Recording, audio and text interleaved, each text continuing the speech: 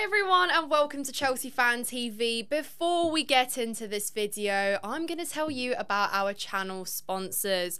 Foco, if you haven't heard already, are a great site where you can find lots of Chelsea bits and goods. You've got merch on there, they've got decorations, they've got pyjamas, sliders, mugs, pictures, literally anything you want.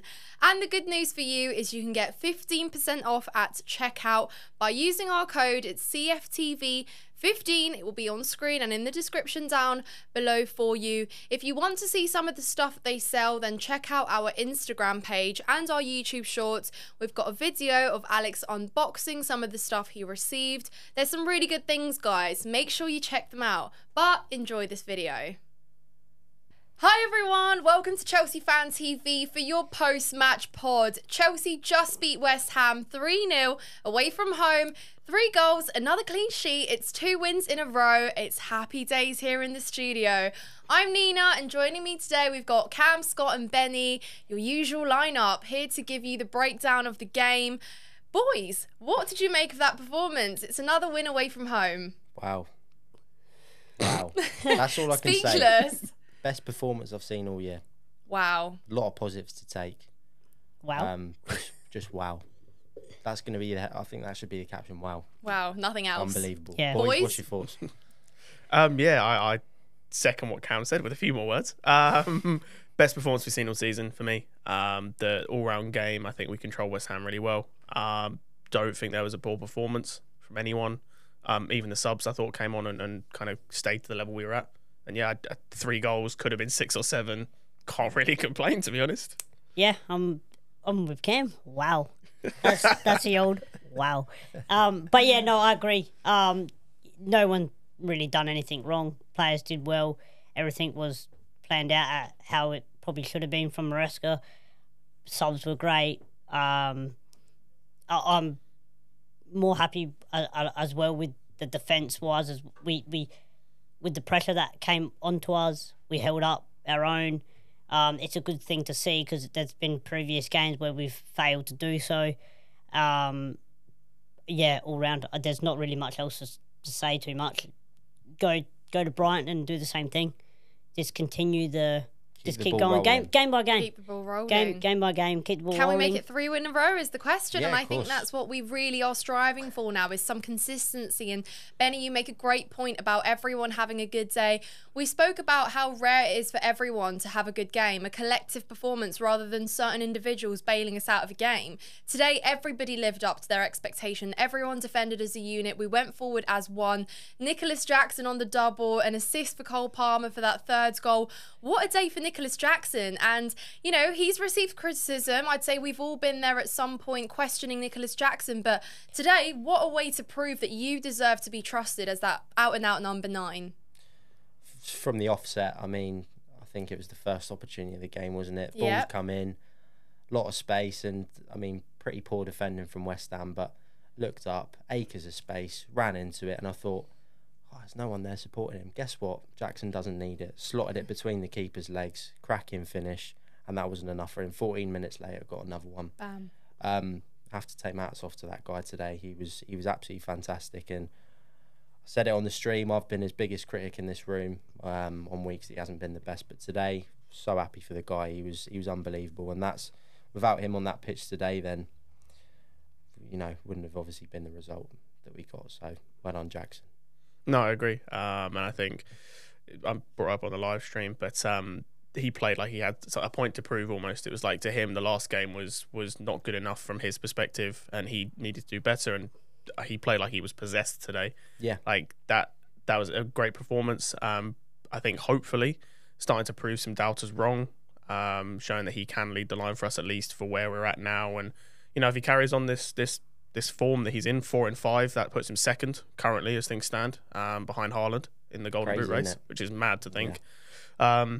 If he carries on with this, then there's no reason why he can't hit 20+ goals. And if he does, then I think no one expected him to do that when he first came here, and it can only go up from here. Yeah, I think his I mean, the goals today were brilliant. Confidence today, he finished them. You can't really say too much about him. I do feel for him in some ways when it comes to how everyone was giving him stick. Because the thing is, we don't have a backup striker for him. So he has been doing it all on his own. So when you see him do things like he did today and have that confidence, it almost tells me as he wants to show you that I'm the main man. I want to lead Chelsea. I want to be here. And I actually like that sort of hunger as well. Maybe that's what's giving him hunger. Maybe he thrives off the doubters as well. You can see it must not affect him, because when he scores goals like today, it might, because most players would probably be down and out. You wouldn't even see a goal from him for another 5 games, and then you might get the odd goal here, goal there. But he's just come out and gone, you know what?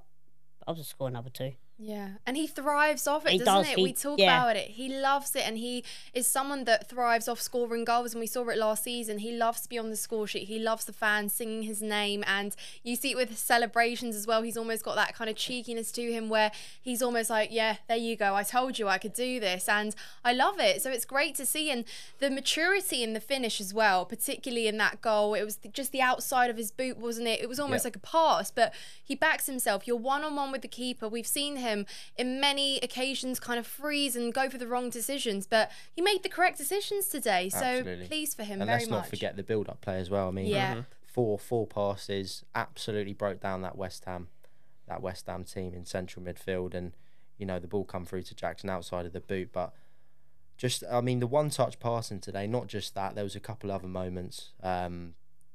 Just the one touch. I mean, it's so crucial at this level. If you can do it on the one touch, in the lower leagues, you can get away with 2-3 touches. One touch passing, because players are coming onto you so quick. Instinct. You have to just shift the ball so quickly. They did that today, and 3 goals come out of it. So, right. No, I agree, and I think the 1-2 touch passing, that's what City and to a slightly lesser extent Arsenal do brilliantly, and that's why they are where they are. Yeah, like it seems such a simple thing, like it's something you're taught as a kid, like when you first start playing football, and it seems such a simple thing to do, but we saw it last week. We didn't do it, and we weren't getting any luck for most of the game. This week, completely different story. Me and Benny talked about it. It's like little triangles here and there. We saw it for the second goal. We even saw it for a couple of other chances.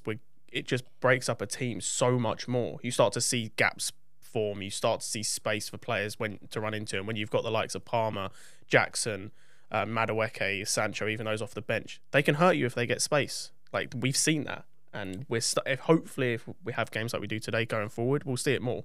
One good positive thing to take out of this game as well, I mean, everything's positive about today, but you can see, when I go back to what we're trying to do, you can see Wolves game, you've seen it.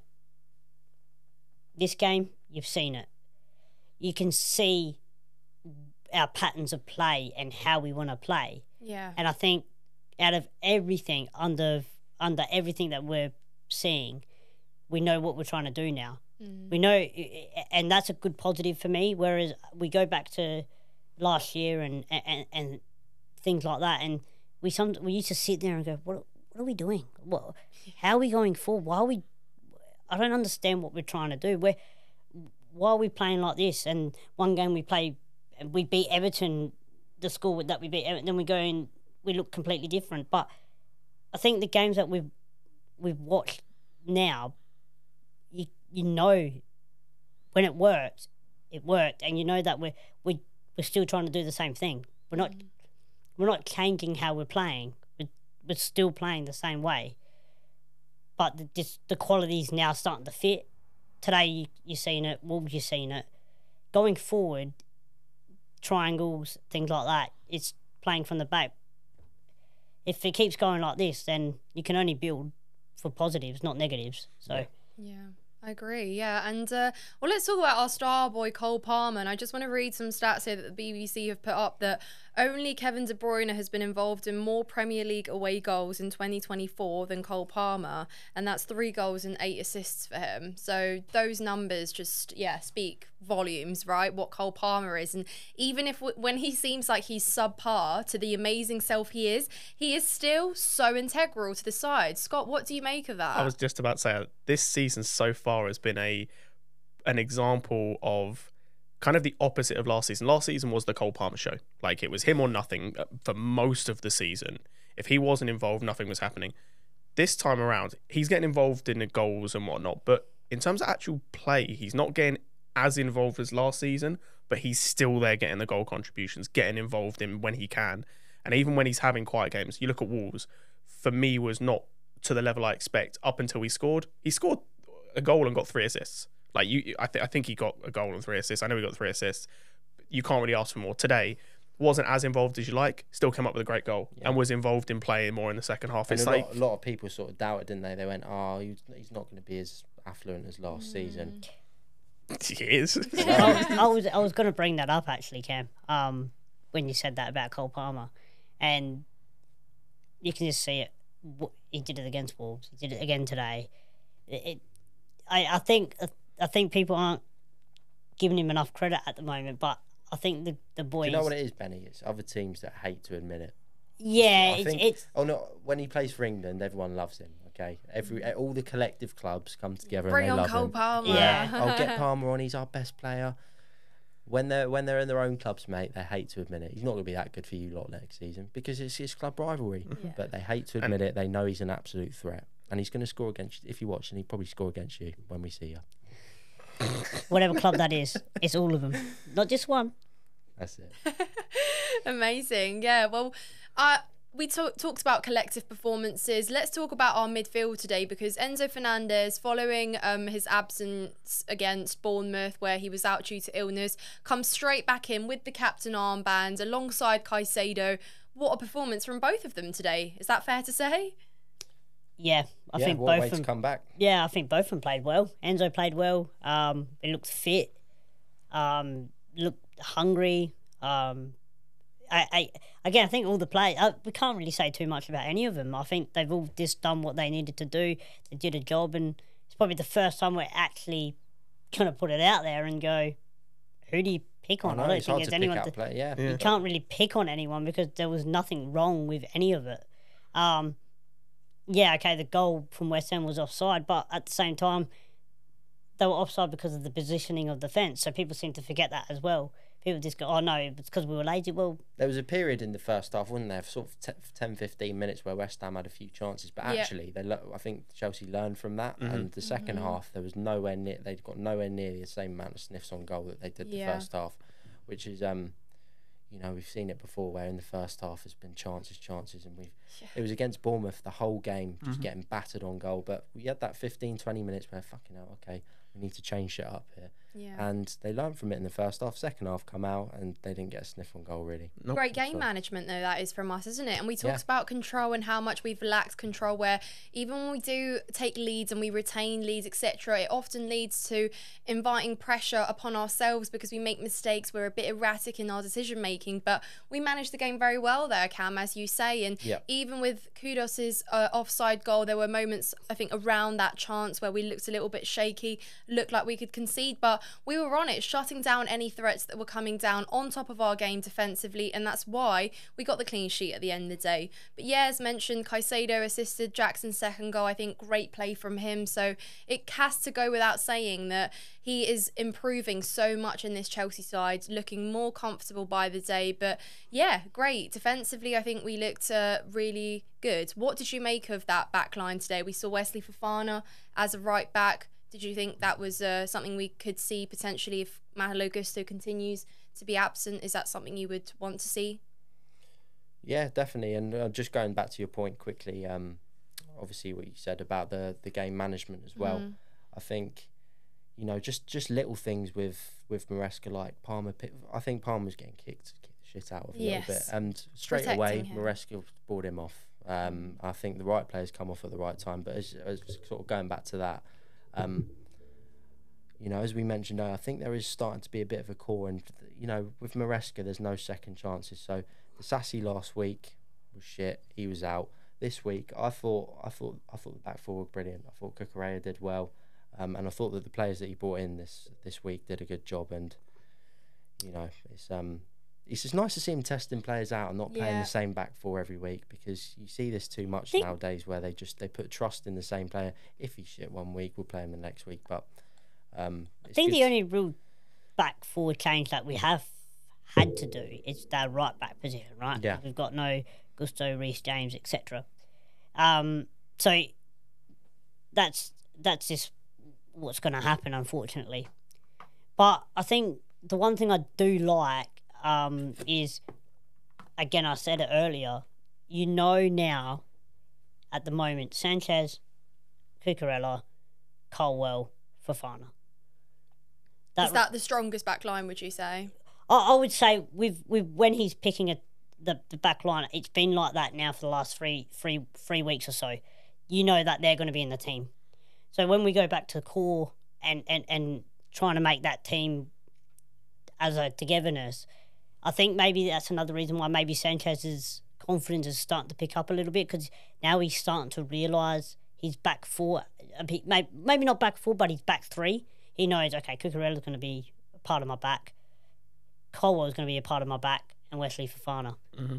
And I think maybe in his mind now, he can probably not. He knows that as well.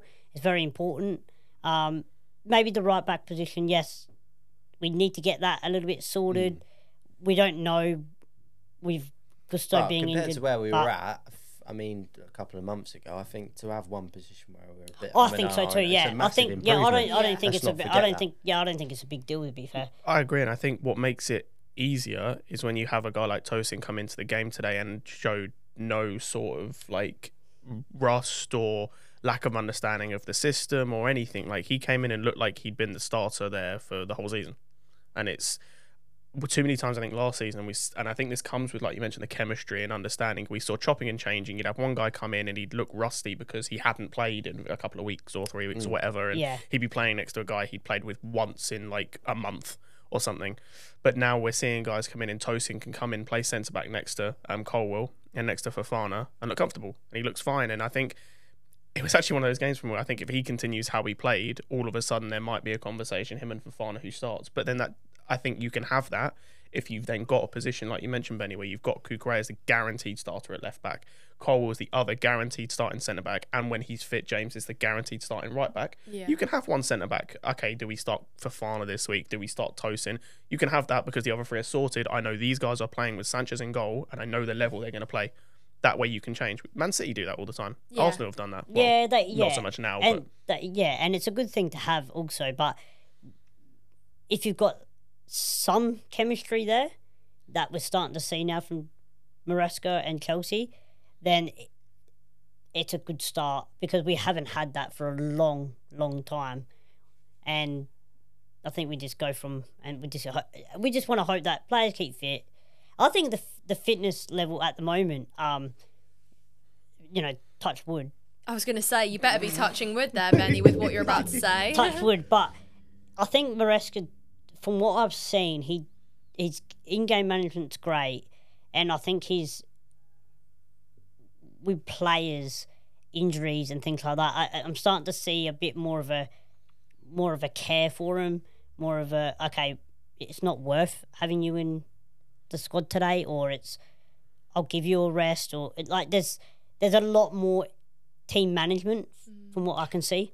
On that point, going back to what Cam mentioned about Disasi, what I seem to like is, you're right, Disasi had a bad game last week, wasn't good, arguably our worst player.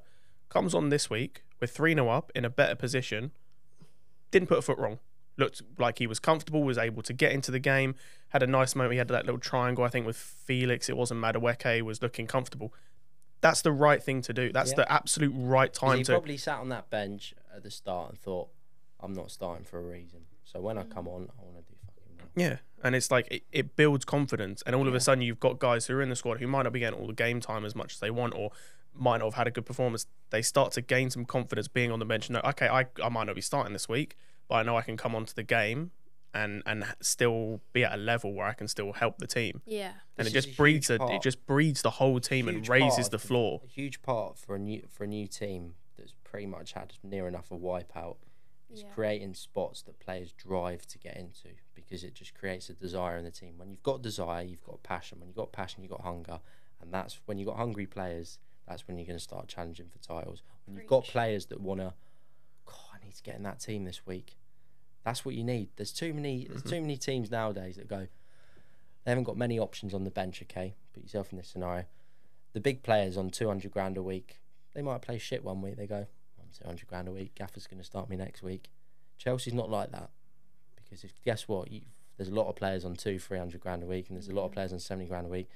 Everyone's going to be fighting for that spot. So guess what? If you don't play well, you won't be playing next week. I agree, and That's a good scenario to have. Yeah, and it's because Enzo Maresca has kind of set out this picture as well. He's painted it, and he's told his players that this is the new kind of structure and ideology here. If you play well, you will play, and equally if you don't, like we saw with Disassi, you will be dropped and you will have to work again to make it into the team. So it's such a breath of fresh air to see us have as much depth as we do on the bench too. I think that's one thing we spoke about. You know, we're winning 3-0, like you said, Cam, during the watch along, and you've got Felix and Nkunku coming on the pitch, and they're players that can add to that tally. And Nkunku's been scoring goals this season. Felix came on against Wolves, scored a goal, and he tonight, or today rather, could have had 2 goals himself, maybe even a bit unlucky. But it's so nice to see everyone kind of fighting on the pitch and maintaining intensity from minute 1 to the end. Still 3-0 up, and we're still hungry, going for more, as we did with Wolves. We scored and we were going for more and more and more, and that's just a refreshing, nice attitude and something different from last season. But yeah, guys, it's all great points that you mentioned here, and the in-game management, the subs, protecting players, like you said, Cam, with Palmer coming off, Jackson coming off. What a great way to round that game out. But when you've got teams in the league like Man City who are going out there and putting away numerous amounts of goals, let's not forget, you know, as we said, bringing people on at 3-0. The goal difference is a big thing here. How close was it last year with Arsenal and City? -1, 2-1 for with us. Arsenal and City, at the end of the year, it comes down to the absolute pinnacle. If you go through the year going, we'll take the 1-0 today, we'll take the 2-0 today, I don't think Maresca's like that. I think he's thinking long term. Actually, we could push for the title here. Let's get some goals on the board, because at the end of the year, if you sit there and you go, shit, we're equal on points, but let's think about the goal difference. Put as many away as you can. Don't stop at 5. Go for 6. Go for 7. 100%. And then it gets you in a state where even if you have a bad game defensively, you might concede a couple goals, like we did against Wolves. We scored 6, so it doesn't matter. And I think we saw that last season. I look at the top 4 and I go, okay, you take Arsenal and City out of it, they're on another level. I look at the teams below that. I look at Villa, for example, got top 4. They only conceded 2 less goals than us. But they scored more, and they just had more wins. Because they were scoring more, and they actually were finishing teams off. And I think if we do that more, like if we have these games where we win, we'll probably concede some goals. Like, that's expected. But if we can score 3-4 in a game, then I'm happy with us conceding 1 or 2 if we're scoring 4 in games, 3 or 4 in games, because we win. It's funny on that one, because so many games last season would score a goal, but everyone knew we're either going to concede or we're not going to be able to score enough to see out the game. And you can see a glimpse now where the team is hungry. They want to move forward. They're trying to get that next goal. Because it's all well and good, get 1 goal and defend. It's hard. It's hard against teams, especially when they play on counter-attacks or play out from the back, because that's how the game is going now, playing out from the back. If a team can what we did to West Ham, teams like City and stuff like that, they're just going to cut through you.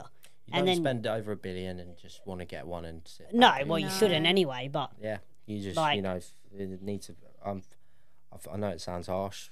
Sorry if you're watching, but you need to go out there and embarrass teams this year. I'll be honest. With the team we got. We've got the quality. We do have the quality. Even absolutely embarrass people. Send people over the tails between the legs. I agree, but even you take out the $1 billion, like as a team, just in general playing football. Like, for example, say you're Bournemouth from last week. Say they scored a goal. I'd be the same position with them. Like, score 2 or 3. Kill this team off. Yeah. Because that creates a statement depending on the team you're playing, but also just breeds a level of confidence in the team. If you get multiple goals from multiple areas. Say, for example, the Wolves game, for example. How many different goal scorers did we have? Like 4 or 5 or something? All of those guys are going to gain confidence because they scored, because they got on the score sheet, they got involved. And that's just going to help the team. Look at the 2 early goals today. Wow. Completely gave us control in that. I think that getting a goal 4 minutes in fairness. Yeah, not only does it give us confidence, it stuns the other team and they go, Yeah, I don't think we're on anyone the back legs here. expected. At home as well. Packed No. out London Stadium, concede 4 minutes in, giving it the big one before all the fans, and you concede 4 minutes in. You I can oh, almost shit. guarantee you, Cam, right, today, a lot of West Ham fans would have went in and thought, oh, we're gonna stuff up Chelsea's day today. I can see it. The way they're playing, they're up and down like yo-yos. And then we've come out and played our style, the same style that we know what we're going for now, and we've cut them to shreds. Because in that middle of the part, those 1, 2, 4, we cut them to shreds. Like, you can't stop that. You don't play against teams, and if you play against them like that, no team can stop that. 1, 2, 1, 2, bang. That's how the game should be played. But I can't see any West Ham fan thinking that they would have not gotten something out of today's game, because you said it. You didn't. You seen a draw. I said 3-1. I did think that would concede. But I think it's the way the whole game played out itself, because I didn't think we'd take that much control of the game. That's what is an impressive thing about today. Like, we actually took control of it for once, rather than being all over the place. Oh, here we go again. And I don't think there was like any bit of moment besides one or two. It was so much more clinical than previous weeks. Because don't get me wrong, I've had the chances against other teams, but just being clinical today. That's clinical's another one. The finishing was so clinical. So I mean, as we say every week, it could have been 5 or 6. I think Palmer had an opportunity. Was it after the first goal? Palmer had a goal opportunity to put one. As it come to him. Was that when we were 1-0 up, or I think? It was, when we were 1-0 I mean, up. that could have been another one there. Let's not take away from the fact that there was a lot of close attempts, but being very clinical with the finishing was crucial today. Yep. And agreed. Well, let's look ahead then. It's been, I'd say, a successful few away games for us. We've scored 10 goals, conceded 2, 3 out of 3 wins. But our next 4 games are all at Stamford Bridge. 4 games in a row at Stamford Bridge. So far, our record there this season is a 2-0 loss to Man City and a 1-1 draw to Crystal Palace. So the question is here, can we get a little bit of a winning record going at Stamford Bridge? Can we take now this confidence that we've gained away from home, bring it to Stamford Bridge, along with the atmosphere, along with the attitude, along with the chants, and can we make Stamford Bridge a rocking place again, which is all I really want to see for us this season? The fans have to, Benny, you agree with me, Nina, you agree with me, and Scott, you agree with me. Yes. Stamford Bridge has not been the same for the last probably over 1.5, 2 years now. I mean, the Chelsea fans that go to games will agree with us. 3-2 United last year when Palmer goal went in. The place was 3-2, wasn't it? 4-3 in the end. 4-3, sorry. The place was absolutely fucking rocking. Yeah. It needs to be like that after every goal. Yeah. And I know it's not going to be the same limbs. That place needs to start getting rocking. I've been a few times this year. The atmosphere, I'm sorry, boys, it's been shit. And No, girls. it's true. No, it's true. But it's been terrible. Look, got a few wins on the bounce. There's nothing to be angry about. Get behind the lads and just if you get Stamford Bridge bouncing as of next weekend. I agree. Sorry, Tuesday against Barrow. If you get it bouncing against Barrow. Why not? Yeah. We're gonna put a few get goals against bouncing. Barrow. But just get the place bouncing. You've got 4 games at Stamford Bridge. Get it bouncing from the offset, and you're the 12th man. I just can't see why we can't get it bouncing after our away record at the moment. We've come off it pretty well, pretty good. Spell, yeah. Look, we got Brighton. Yeah, they're not going to be easy, but at the same time, the confidence is there now. There's no excuse for those players to fall apart at Stamford Bridge. But these boys at Stamford Bridge, myself included, everyone included, we just need to let's get behind it. Let's walk to Stamford Bridge on that Saturday, and let's sing. Let's buzz. Let's go to a pub. Let's just get around it. As soon as we walk into that ground, Of course, the pub had to be brought into it, Benny. Well, look, I'm just saying, like, Why can't we go to Costa or God's sake, something? Benny. well, I mean, we could go to Costa and have Did it. Costa sell beers? Well, I don't know. But what I'm trying to say is just that this is start from the start, and just because the players will feel that. Yeah. Because the players Getting do feel behind a the bit team. hard. I think it's hard for the players, and Caicedo said it, he doesn't like playing at home. Because Stamford Bridge, when it is toxic, it's toxic. Yeah. And I mean, look, in fairness, it's like any stadium in England, it's toxic. But it shouldn't be. Not with on the current spell that form, we've had. no. We shouldn't be. It should be now rocking. Like, let's get behind Maresca. Let's get behind Jackson. Let's get behind every single player on that pitch. Let's just do it. Let's just do it. Yep. And on that note, Benny, let's just do it. Let's go away and win those games at Stamford Bridge, hopefully. But boys, Scott, Benny, Cam, it's been a pleasure here. For Cheers, those of you Nina. that watched the watch along, thank you very much for joining us. We hope you've enjoyed the post-match pod too. Be sure to subscribe to Chelsea Fan TV if you haven't done so already. Leave us a like, leave us a comment, let us know your thoughts. Enjoy the weekend, Chelsea fans, and we will see you soon. Up the Chels. Up Up the Chels.